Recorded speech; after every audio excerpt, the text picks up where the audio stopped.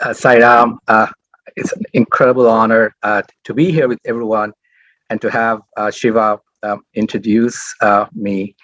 I want to start with a humble gratitude to our dear Swami. I'm going to share my screen.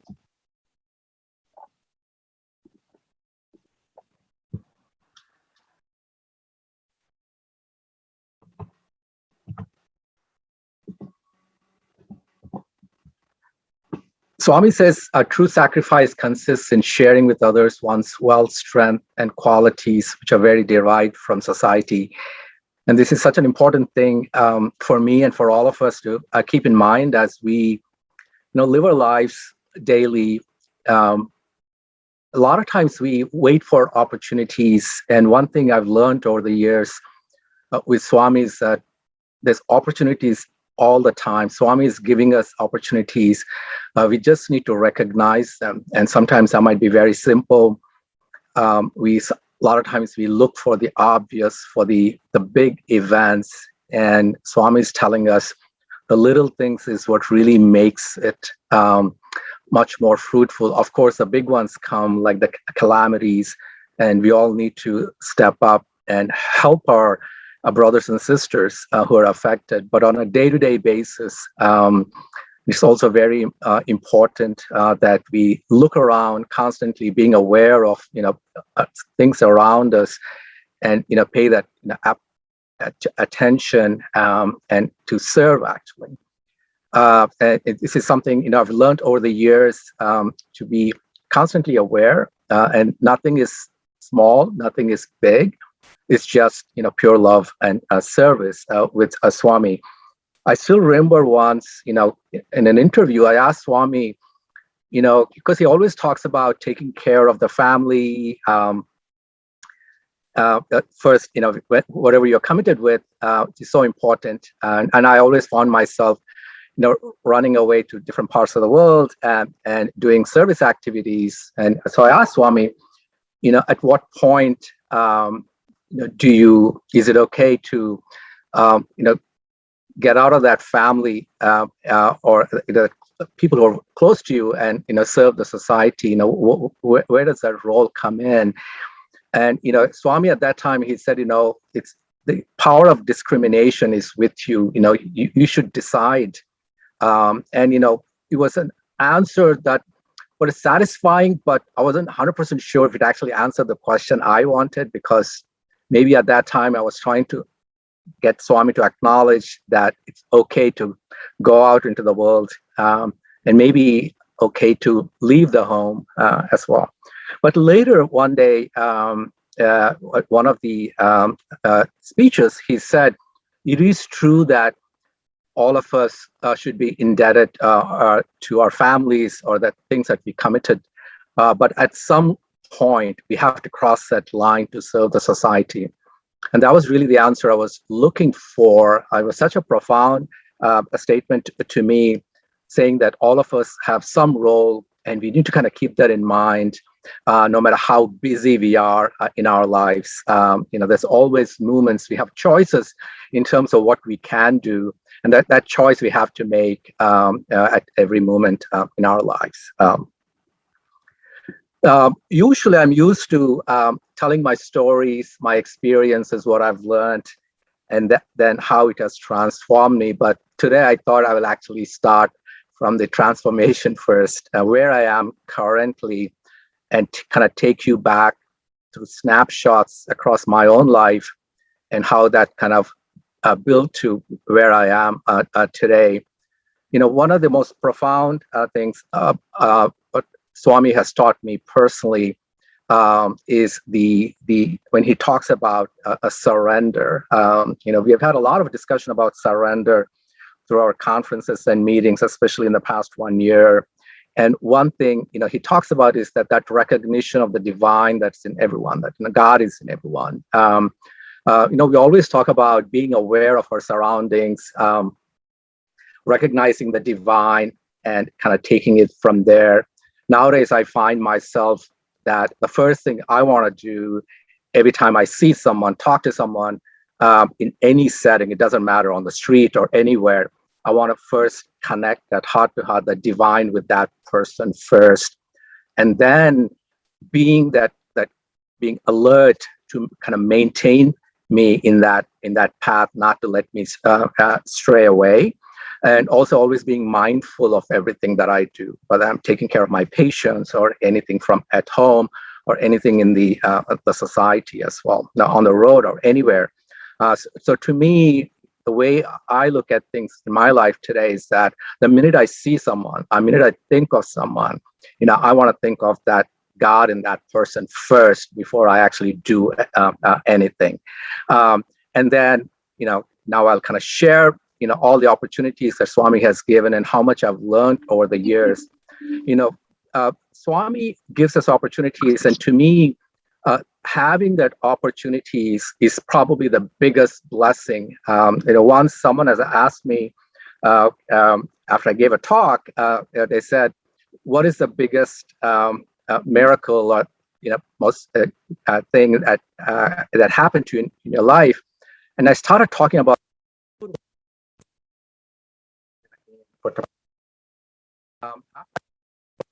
I realized that was such a narrow way of looking at myself.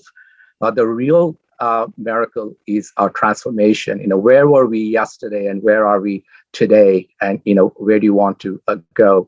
And I think the constant reflection of where we are, being true ourselves. I always tell everyone, the person who knows you best is yourself. Of course, Swami knows everything, but you know yourself. It doesn't matter what others tell who you are, but you know yourself. You know that truth within you. And I think that recognition constantly is such an important thing for me.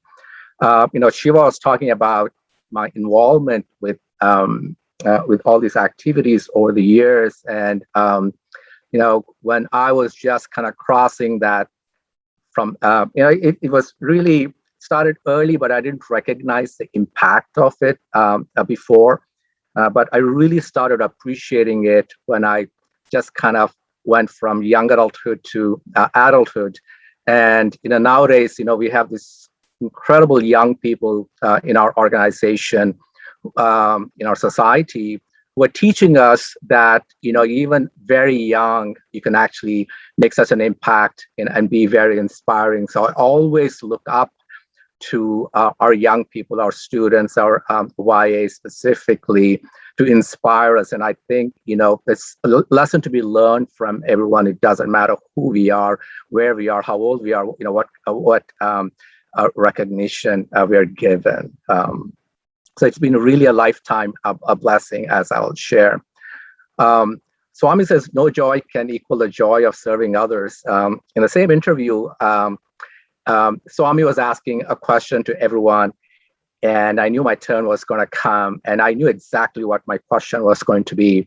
But, sometimes we're kind of caught up in this Maya around us. We get tempted. And, in that interview, as Swami was going from the back to the front, I was sitting more to the front. He was asking different people. Some people were asking for rings, and he was giving them a ring. And I was thinking, if I ask for a ring, that's kind of very nice. All of us like Swami's rings. Should I ask for it? Because, in my heart of hearts, I was thinking, what we ask, he gives. Of course, he knows what's best for us as well. But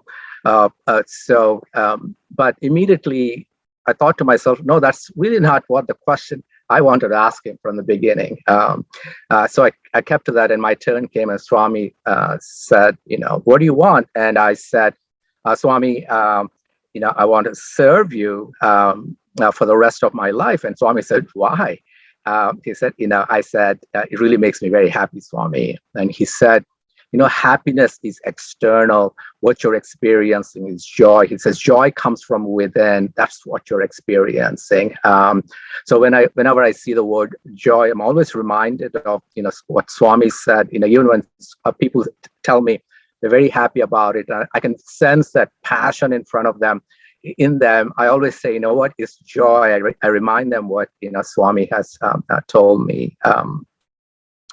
My own father, is really, really kind of molded me into the person that I am. As a young boy, I used to see my father. My father used to do it's amazing things, and I didn't recognize it at that time.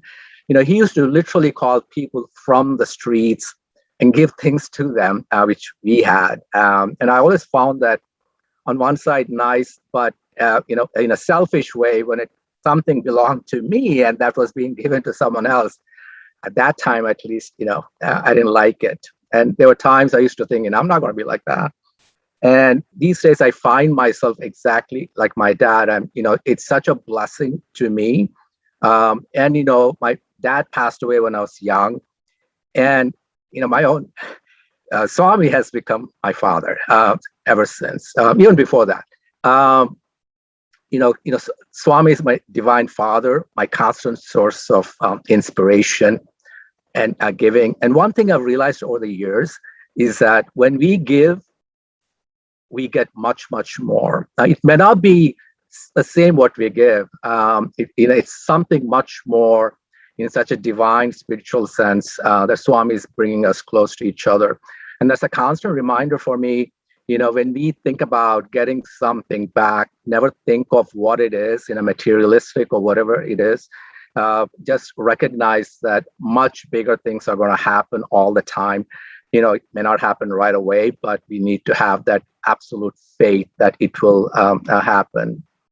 Another thing I've learned over the years is that, and this is what I do even today, when I want to do something that really, is from the heart, I just do it. And to me, that's really helped over the years, and not just myself, but it's, I always say every one of us has something in us to inspire others, not in an egoistic way, but in a better way. And I think, when you find others kind of praising you or congratulating you, none of us should take it egoistically, but that the fact that we have made that impact, as others do in our own lives, I look up to others to emulate, to make me a better person. If we think that way, it's incredible how we influence others, how to do better. And I think that confidence we need to have all the time. And this was, quite some time ago, almost 16 years ago, when I went to the International SSSIO Medical Conference in Prasanth in Iliam. At that time, I really didn't know anyone other than a few people, in the organization. On the medical side, actually, I was really not very actively involved. Other than here, I was involved, but not in an international sense. So I go to Puttaparthi. I just went as a member, actually.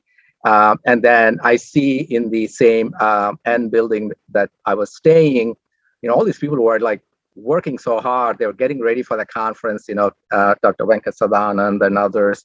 I had no idea who these people were, but something in me, as I always, wanted, if I wanted to do something to help, I just said, I always go and ask, that's something I've always, done over the years. I don't feel shy of asking, hey, can I help? Can I do this? It doesn't matter what it is. So I said, can I just help you with the registration material? I didn't care what it was. I just wanted to do something. And then as the days to the conference came along, I was doing more and more and more involved. And then on the last day, it was such a beautiful conference. Swami was, he blessed everyone so much. He took care of all the doctors.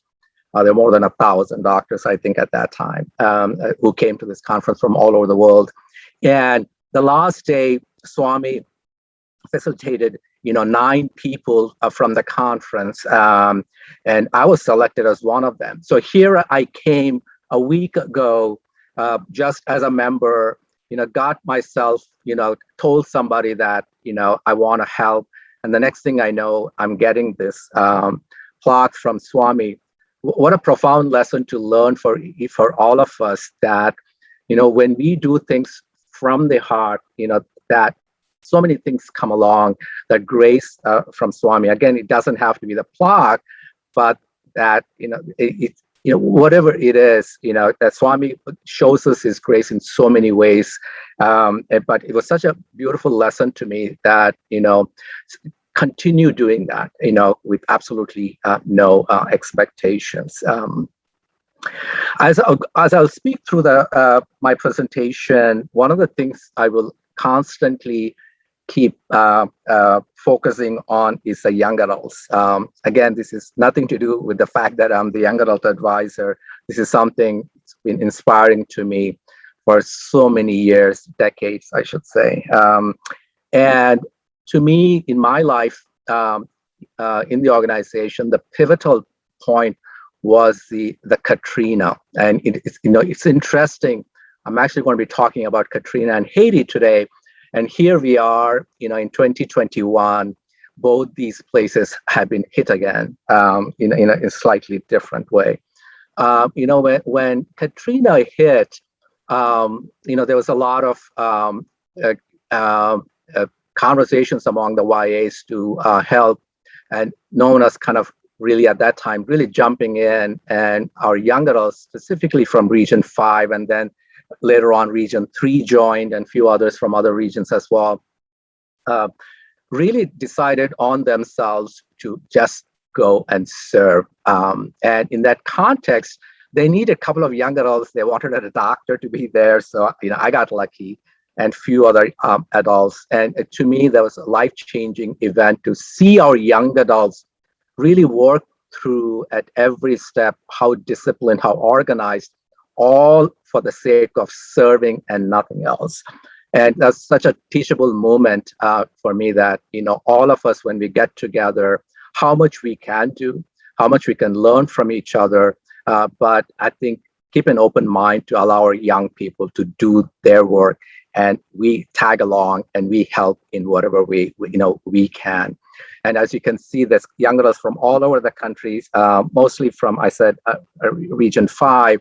And we had all these, we adopted this church. And one of the unique things at the end of the day, the church pastor said, all of us were in tears. He said, I don't know who you are, but I know God sent you. And I think that's the essence of, the Sai community. And I think we always have to kind of keep that in mind, no matter what is happening around us, that never let that focus go away from Swami and that goal of serving our brothers and sisters in the community. And I have these titles for the different countries I'm going to talk about. Faith in the Rubble, and it's really about Haiti. And what was very unique about Haiti was that as an organization, how much we could leverage by working with others. And I think this is something which I've kept in mind that, again, true to this date, no matter where we are, what our affiliations are, what organizations we belong to, one of the key things, if we really want to serve the societies that we live in, our brothers and sisters, Swami says, I'm in everyone, right? So when we start with that Swami is in everyone, start the conversation with that, everything else comes together and we work together. And that's really exactly what happened in the Haiti. It was just incredible. And so much we could do for years to come because of that, actually. And the Sai young adults were an amazing part of it. They not only inspired the work, but they also inspired other young people in Haiti as well. And I think the impact they have was just really remarkable. And I really want to end the Haiti story with a very touching story to me. And I think one of the things is that when we serve, when we reflect God in what we do, others see God in us. So this was a very unique, was a funny, at the end of that almost 2 weeks I was there, the people at one of the churches where we were serving, they said, can you come to our Sunday sermon? I said, of course, And so they were like, they had all these visiting pastors from other churches. Each one was giving a speech. And as was going along, and then the main pastor got up at the end and he said, today we have a guest who's going to give us the sermon. And here I'm looking around, thinking, who is this guest? Because I saw everyone in front of me speak already. And then he said, our guest for the sermon today is Dr. Hari. And to me, what it meant was, again, when we do our work, for them, they saw something in me, that they felt that I could give a sermon to them. What a profound aspect of this, right? And it's nothing to do with me. I think what Swami is telling us, that each one of us can do that.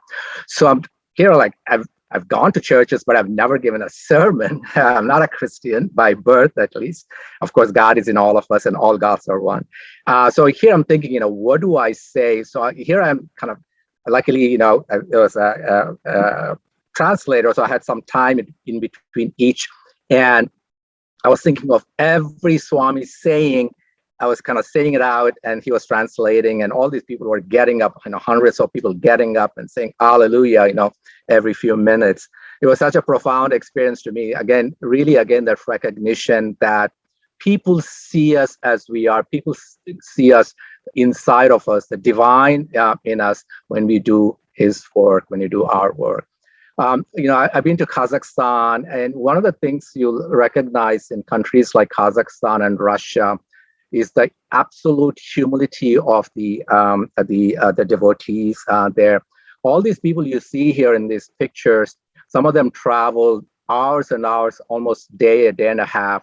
And when we went from the US here, they had traveled, they're exhausted, no one had rested. But here they are, they wanted to welcome us, with their open arms, and they got dressed, and they were waiting for this bus of all the volunteers from US came. And, we didn't realize till afterwards, how much they were, they didn't have any rest at all. Again, I think, that's something very unique. It's in all of us, when we stop thinking of ourselves. Of course, if we are tired, we do want to take rest, but thinking beyond ourselves. And this is really, again, a lot of young people there as well. This is a very nice experience of this lady, who came for something, but what she really wanted was to tell her story. She was very depressed, and she spent a lot of time. And one of the things, Swami always talks about is listen, listen, listen, listen. It's not about doing all the time.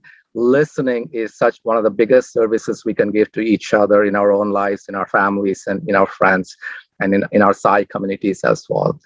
After all that, she got up and she looked at me, and my young adult volunteer was a translator. He says, I can see love in the eyes and peace in your heart. We were just crying. And I think she recognized that, again, that divine in us, just by talking to us.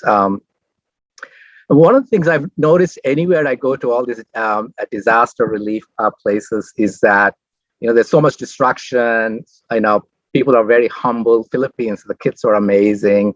But, when we went to Sri Lanka, I recognized that. When we went to Ecuador, and this was in the Philippines, you go to all these places, these buildings, these churches, so much destruction, but the divine idols or the frames or the pictures, nothing happens to them. Again, that recognition that God is omnipresent. I think that higher self, which is out there, and each one of us, and I think we have to keep that in mind constantly. Mahatma Gandhi says the best way to find yourself is to lose yourself in the service of others, and that's really how I feel all the time. I think that losing yourself in that service, and it doesn't matter how big or how small.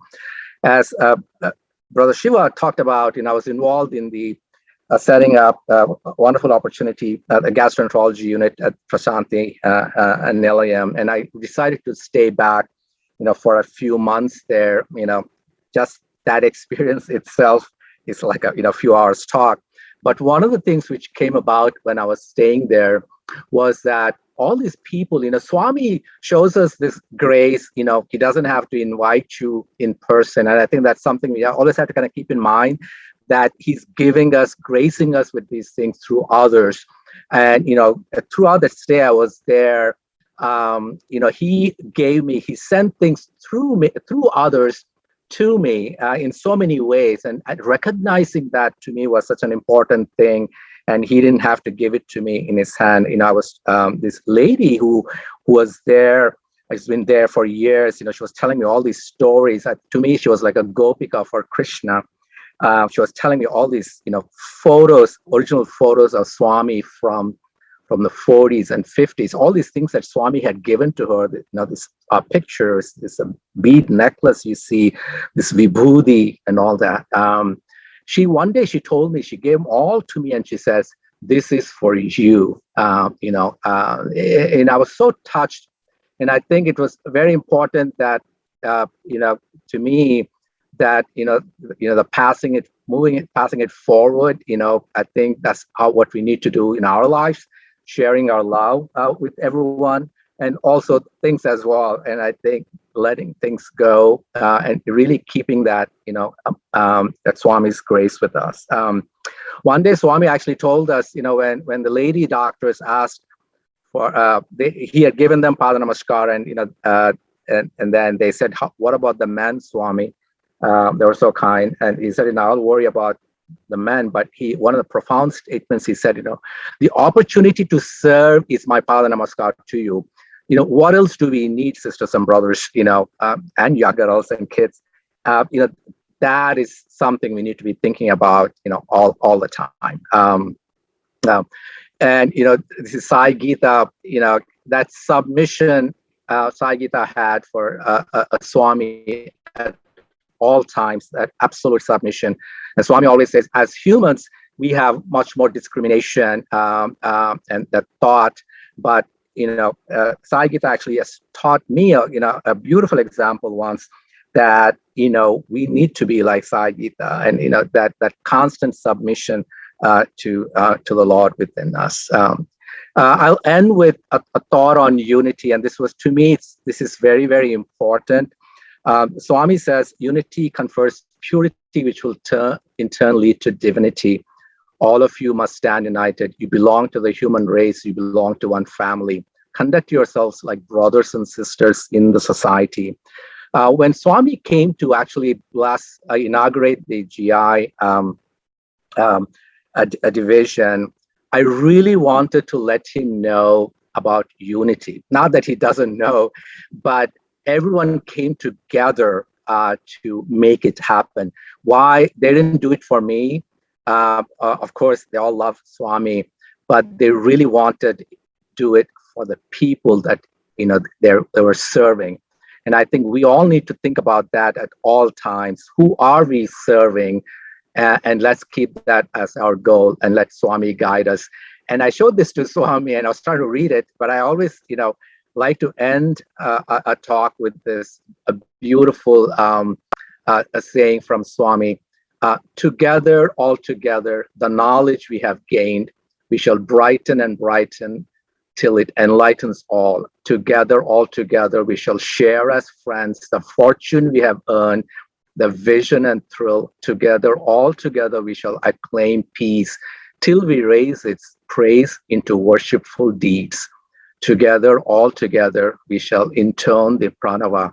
Om, Om, Om, we shall together sing. And I gave this to Swami to thank him for everything. Today, I thank him for everything that he has given me in this life and to be part of this satsang with everyone today. And thank you all for giving me this incredible honor to share my journey with you. Sai Ram.